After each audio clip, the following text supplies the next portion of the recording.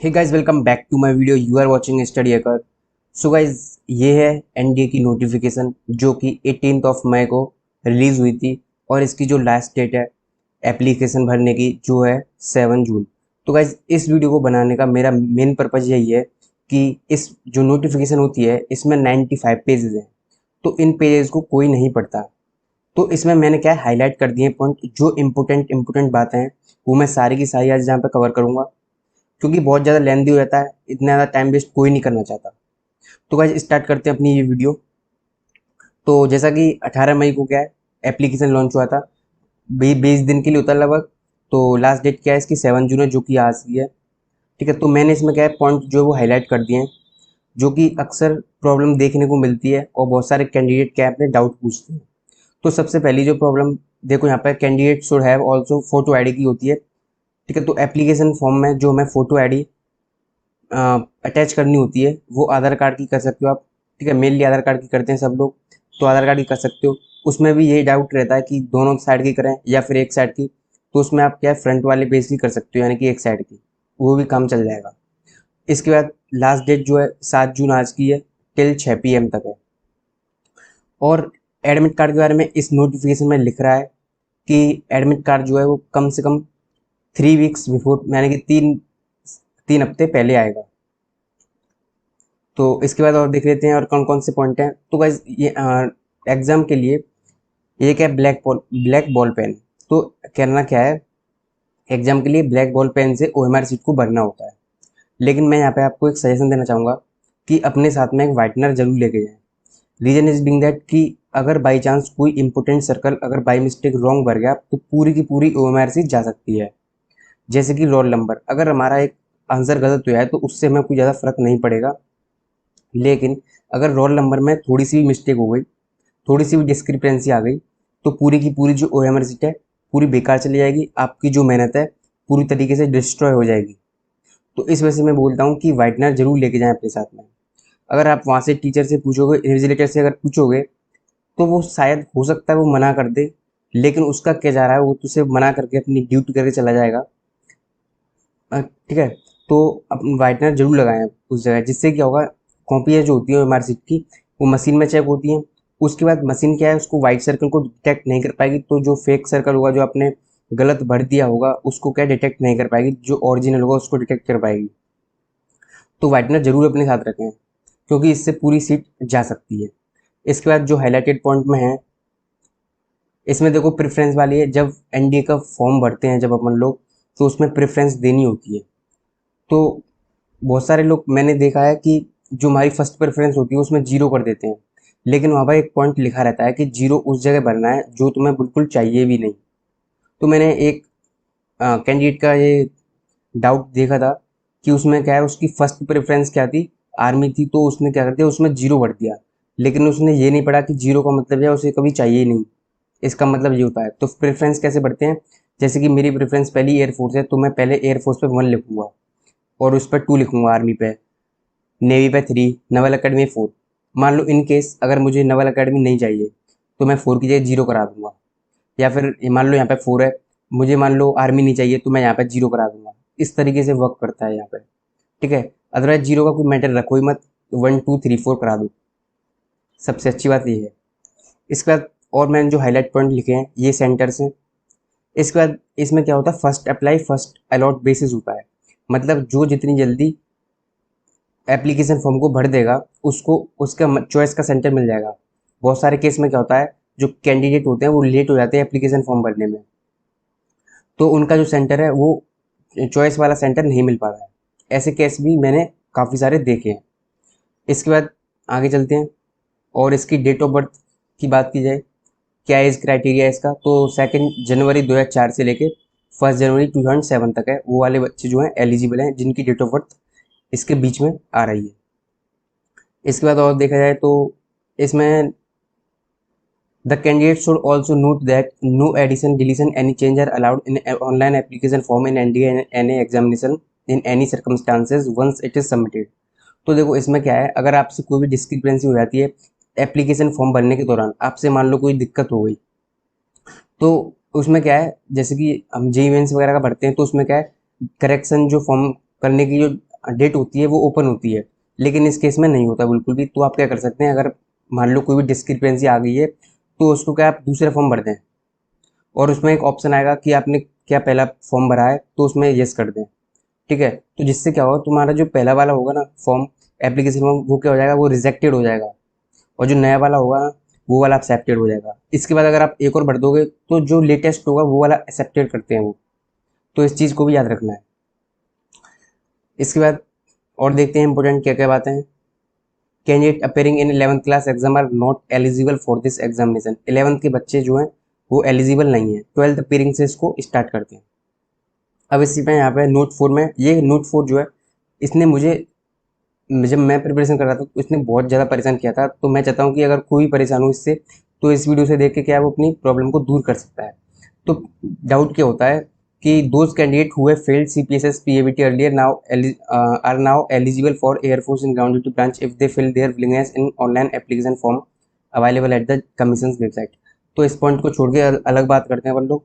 तो होता क्या है कि अगर कोई ऐसा कैंडिडेट जिसको क्या है एयरफोर्स की ओनली फ्लैग ब्रांच चाहिए, ठीक है, वो ग्राउंड ड्यूटी नहीं चाहता है, तो उसमें क्या है वो ग्राउंड ड्यूटी नो भर सकता है, कोई दिक्कत नहीं है, तुम्हारे चॉइस पे बेस्ड है। अगर तुम एयरफोर्स, अगर ऐसा होता है कि ग्राउंड ड्यूटी में यस कर देते हो, तो इसका मतलब yes, ground duty application form में यस करना, इसका मतलब ये नहीं है कि आप फ्लैंक ब्रांच से हट गए। इसका मतलब ये होता है कि अगर फ्लैंक ब्रांच से अगर आप थोड़े से भी आउट हुए, CPSS वगैरह में फेल हो गए, तो इसके बाद आपको ग्राउंड ड्यूटी मिलती है।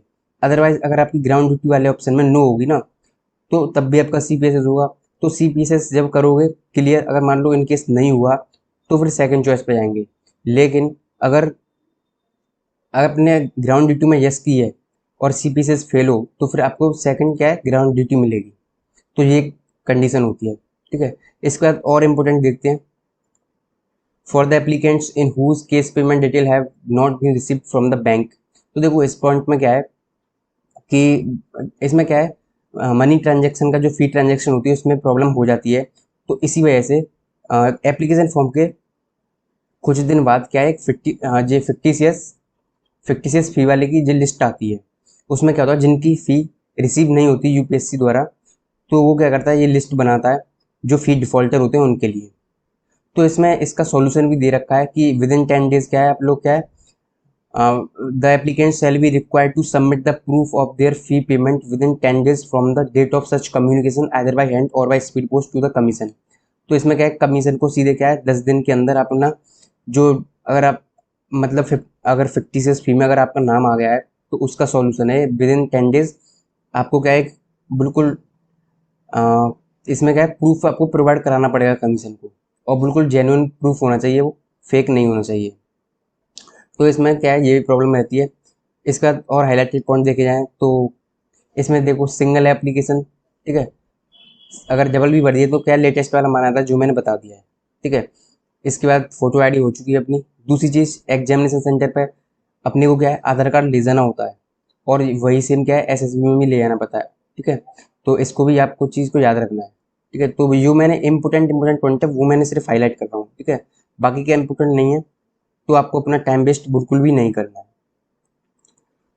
और इसके बाद भी अगर आपको कोई डाउट लगता है, तो आप क्या है, मेरे टेलीग्राम ग्रुप में ज्वाइन हो सकते हैं, जो कि लिंक मैं डिस्क्रिप्शन में दे दूंगा, और वहाँ पे अपना डाउट पूछ सकते हैं बिल्कुल फ्री। इसके बाद क्या होता है, जब अपना रिटर्न निकल जाता है, NDA एग्जाम का जब रिटर्न निकल जाता है, तो उसके बाद अपने आप को रजिस्टर करना पड़ता है ऑनलाइन वेबसाइट पे, DG रिक्रूटिंग पे, जो कि है www.joinindianarmy.nic.in। इस पे अपने आप को क्या है, एनरोल करना होता है। और ध्यान रखो, जो ईमेल आईडी आपने एग्जाम एप्लीकेशन फॉर्म भरने में दी थी ना, वही सेम आईडी डालना है इसमें। ठीक है, अदरवाइज कोई भी दिक्कत ना हो इस वजह से। इसमें लिख भी रहा है देखो, सेम ईमेल आईडी, तो कोशिश करना सेम ईमेल आईडी ही बनाए। दूसरी प्रॉब्लम ये है कि किसी की प्रेफरेंस क्या एयरफोर्स रहती है या किसी की नेवी रहती है, तो बहुत बच्चों के मन में ये डाउट रहता है कि ज्वाइन इंडियन आर्मी पे अकाउंट बनाए या नहीं बनाए। तो मैं ये कहना चाहूँगा, चाहे वो इंडियन एयरफोर्स उसकी प्रेफरेंस, चाहे नेवी हो चाहे आर्मी हो, सबको जो अकाउंट बनाना है वो ज्वाइन इंडियन आर्मी पे बनाना है, अपनी सेपरेट वेबसाइट पे नहीं बनाना है। ठीक है, ये कॉमन वेबसाइट है ज्वाइन इंडियन आर्मी, इसी पे क्या है, सबको अपना अकाउंट बनाना है। ठीक है, इसके बाद देखते हैं अगला पॉइंट क्या है। इसका स्मार्ट वॉच जो एग्जामिनेशन फॉर्म हॉल में नहीं ले जाने देते, अदरवाइज एनालॉग वॉच जो होती है वो काफ़ी ज़्यादा बेटर होती है, ठीक है, उसकी कोई रोक टोक नहीं है। लेकिन जो डिजिटल होती है वो कहीं कहीं रोक देते हैं, बट मैं ले गया था तो मुझको नहीं रोका था, क्योंकि उसमें आपको क्या है, जो रूल्स थे वो स्ट्रिक्ट नहीं थे सेंटर पे, क्योंकि कुछ बच्चे मोबाइल भी लेते हुए पकड़े गए बिल्कुल एग्जामिनेशन हॉल के अंदर, तो वो केस अलग है, ठीक है। इसके बाद और बातें करते हैं। अगर बात करें ट्रैवलिंग अलाउंस पर, तो क्या है, परमानेंट कमीशन और शॉर्ट सर्विस कमीशन के अकॉर्डिंग मिलता है, ठीक है। तो जो पहली बार एसएसबी जाते हैं उनको क्या AC 3 टायर का टू एंड फ्रो जो ट्रैवलिंग अलाउंस है वो मिलता है। पर ध्यान रखें, जो राजधानी एक्सप्रेस जो फास्ट ट्रेन होती हैं उनका किराया नहीं मिलता है। जो ट्रैवलिंग अलाउंस है वो AC 3 टायर का मिलेगा, जो नॉर्मल ट्रेन होगी उसका मिलता है। इसके बाद अदरवाइज जो बस वगैरह है, तो आप अगर टिकट प्रोड्यूस कर दोगे तो उसी का किराया मिल जाता है, वेदर प्राइवेट हो या गवर्नमेंट हो, कैसी भी हो। जितनी टिकट आप जो ट्रैवलिंग की होगी उसको अगर प्रोड्यूस कर सकते हो, अटैच कर सकते हो, उसका जो है ट्रैवलिंग अलाउंस आपको मिल जाता है विद टू एंड फ्रो। इसके बाद देखते हैं और क्या है इंपॉर्टेंट। और गाइज अगर आपको कोई भी प्रॉब्लम आ रही है तो आप मेरे ग्रुप में आके डाउट पूछ सकते हो।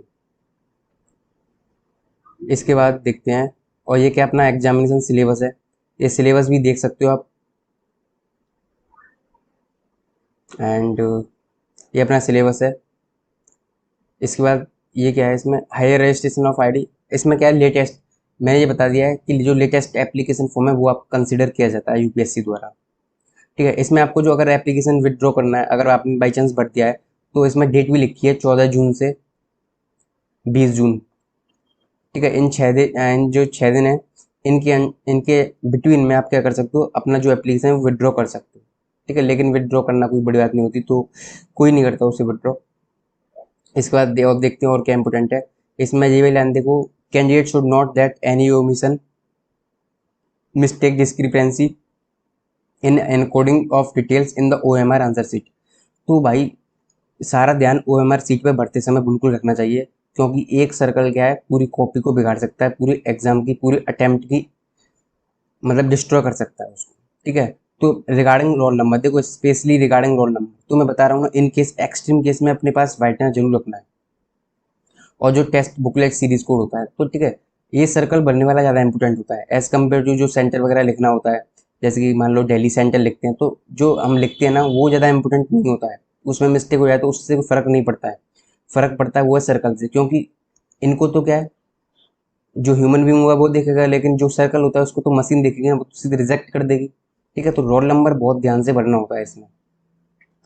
और मैंने बता रखा है, गलती हो जाए तो वाइटनर लगा सकते हो आप, बट थोड़ा क्या है, बहुत लाइट वे में लगाना वाइटनर, बहुत हल्की तरीके से, ज़्यादा उठा हुआ दिखे ना, और जिससे कि ये मशीन भी डिटेक्ट ना कर पाए। तो ये सबसे अच्छा तरीका है अपना अटैम्प्ट बचाने का, अगर बाई चांस गलती हो गई तो, ठीक है। दूसरी तरीके से अगर यहाँ पर देखा जाए, देखो यहाँ पे अपना रोल नंबर भरते समय किस तरीके से भरना है। जब भी OMR सीट भरो या फिर कॉपी का हम जो नंबर है वो भी लिखते हैं सीरियल नंबर, तो भरना कैसे ये देख लो। जैसे कि मान लो यहाँ पर रोल नंबर मेरा 081276 है, तो मुझे ये रोल नंबर भरना है। तो सबसे पहले 0 देखा, आपको चाहे कितने भी अच्छी तरीके से अपना रोल नंबर क्यों ना याद हो, लेकिन फिर भी एक बार साइड में एडमिट कार्ड रख के अपना रोल नंबर नोट डाउन करें, उसमें फिलअप करें। जैसे कि सबसे पहले 0 है, तो इसमें क्या है, लाइन से देखते जाओ 0 कहाँ पे आ रही है, तो 0 वहीं पे आए, वहीं पे डार्क कर दो इसे, ठीक है। फिर लाइन चेंज करते जाओ, फिर 8, तो इसमें ध्यान से देखते जाओ कि 8 कहाँ पे है, 8 कहाँ पे है, तो इस जगह डार्क कर दो इस तरीके से। फिर इसमें 1 देखते जाओ, 1 कहाँ पे है, यहाँ पे है, तो 1। इसमें 2 देखते जाओ, 2 कहाँ पे है यार, ठीक है। 7 देखते जाओ इसमें, तो लाइन लाइन बाई लाइन देखना है, ठीक है। ज़्यादा एक्सपर्ट या ओवर कॉन्फिडेंस नहीं बनना है, क्योंकि अगर इसमें एक लाइन में डबल सर्कल, मेरे केस में होता, मेरे एग्जामिनेशन हॉल में एक बंदे ने एक ही लाइन में क्या 2 सर्कल भर दिए थे, तो उसका अटेम्प्ट चला गया। इन केस वो वाइटनर भी नहीं रखा हुआ था, नहीं तो मैं क्या, मुझे तो बाद में पता चला था। इसके बाद देख लेते हैं, इसके बाद देखो मेडिकल स्टैंडर्ड है, और इसके बाद क्या है, फिर रैंक वाइज है, सैलरी स्ट्रक्चर है, और उसके बाद बहुत सारी चीज़ें, वो हमारे काम की चीज़ नहीं है। तो जो वीडियो है वो आप यहीं पे शॉर्ट रखते हैं। तो वीडियो में इतना ही। सो गाइस लास्ट टाइम मैं फिर से यही कहना चाहूँगा कि अगर आपको कोई भी डाउट हो रिगार्डिंग एनडीए एप्लीकेशन फॉर्म, या फिर कोई किसी भी प्रोसेस से लेकर, या फिर आप स्टडी कर रहे हो सिलेबस से, कोई अगर कोई डाउट हो तो आप मेरे ग्रुप में आइए, डाउट पूछिए, आपका डाउट क्या है मैं अच्छी तरीके से क्लियर करूँगा। So that was all for today. अगर वीडियो अच्छी लगे तो लाइक कीजिए एंड प्लीज चैनल को सब्सक्राइब जरूर कीजिए और साइड में जो घंटा है उसको जरूर दबाएं and share with your friends too. Thank you.